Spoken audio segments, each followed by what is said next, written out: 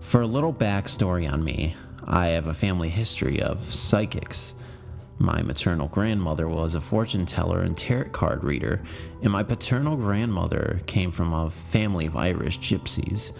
Despite that, we didn't focus on these topics very much growing up, but I had heard stories here and there.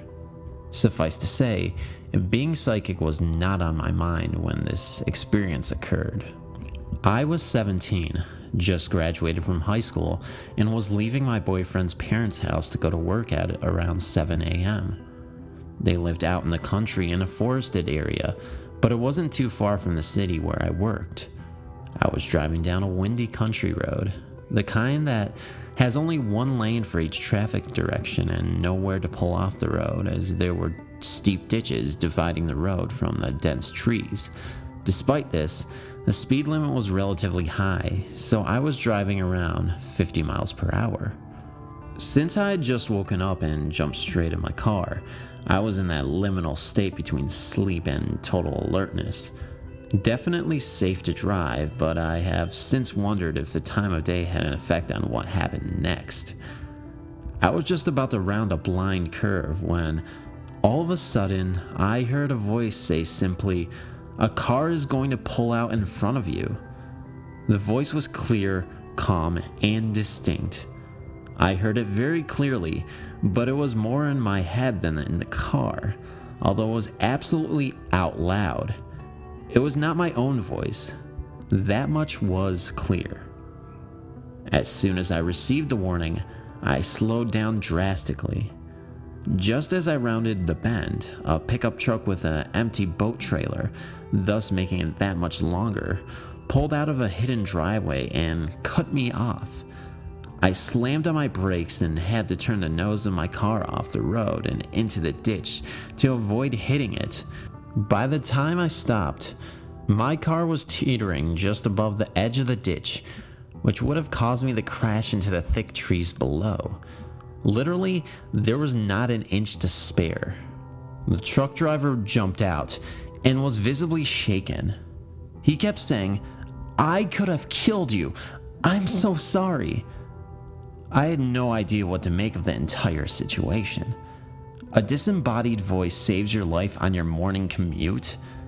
I felt like there was electricity running through my body. Every hair was standing on end. I sat there in my car for a minute or two, and then went on about my day. So what or who was that voice? At the time, I had no idea. Which is not to say I know now for sure, but a couple months ago, I asked for some clarity while meditating. I'm 29 now and often meditate. Not always, but often I have intense visual and audio experiences during meditation. After getting myself into a deep state, I suddenly asked, who was it that warned me about the truck? I had not planned to discuss this event. It just came to me in the moment. All of a sudden, I was transported to a wooded area, a forest with shadows jumping around on what looked like platforms near the treetops. Something came forward and said, "It was me." Next I asked, "Who are you?" And it responded clearly saying, "I'm a guide." Not sure why the next question popped into my head, but I asked, "Did you choose me or were you assigned?" Whatever it was, this happy shadow laughed and said, "Assigned, of course." To be clear, this was a very intense meditative experience for me, and actually the only time I have ever had a Q&A session while meditating. So it's not as if this happens to me all the time. I got the sense that this wasn't my primary guide, just something that lived in the forest and was in the right place at the right time. What do you think? I know very little about the concept of guides or guardian angels or whatever they may be. All of the questions I asked just flowed naturally in the moment. What are guides? Who are they? Is it even real? Thanks for reading.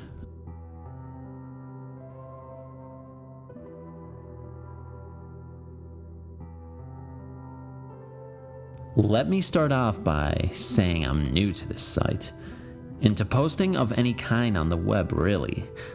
I found this page ironically by searching for info on the True Tooth fairy tale, and only after reading several posts did I decide to share my experiences.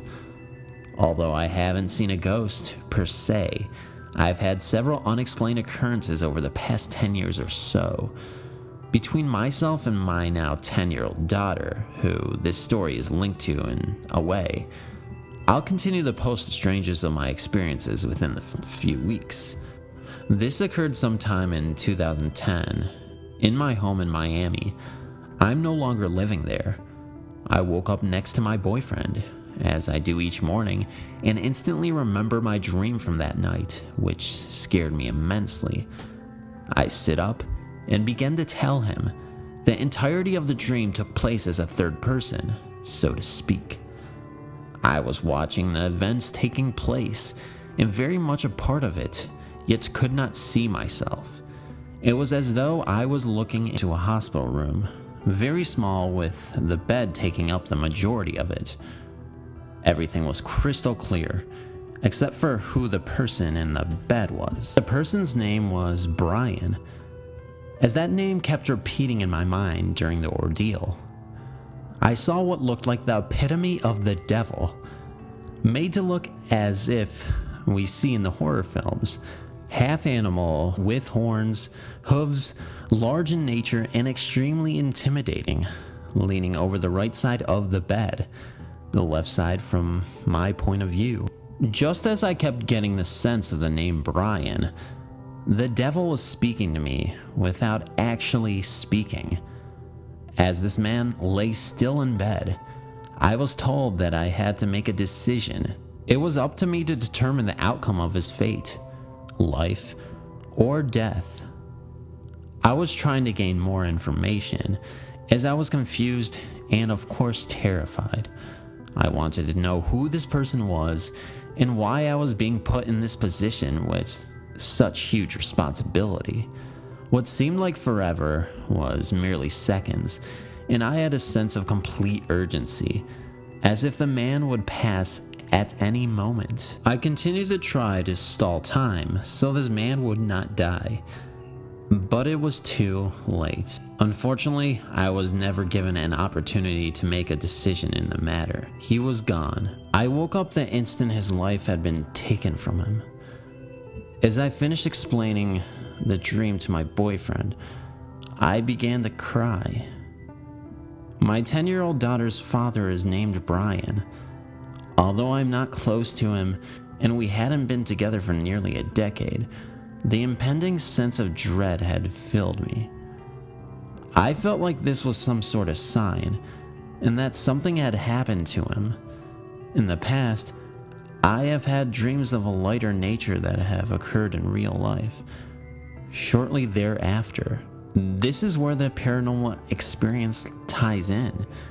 While still drawing any last details I can possibly think of to gain a better understanding, my cell phone rings. It's my daughter's grandmother, Brian's mom. I immediately burst into tears, knowing that somehow my premonition would be validated. She begins crying too, and I thought for sure something horrible had happened to her son. However, I still could not conceive death. She tells me something terrible happened to her ex-husband last night. Then it hits me. Brian was named after his father, Brian Sr.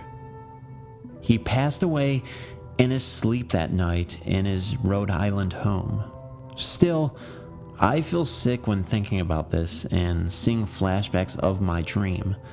Throughout the years, Brian Sr. was always there for my daughter and I. Her entire family has always been, and still is. I told the entire family that morning about my dream, but I think I'll wait a few more years to tell my daughter.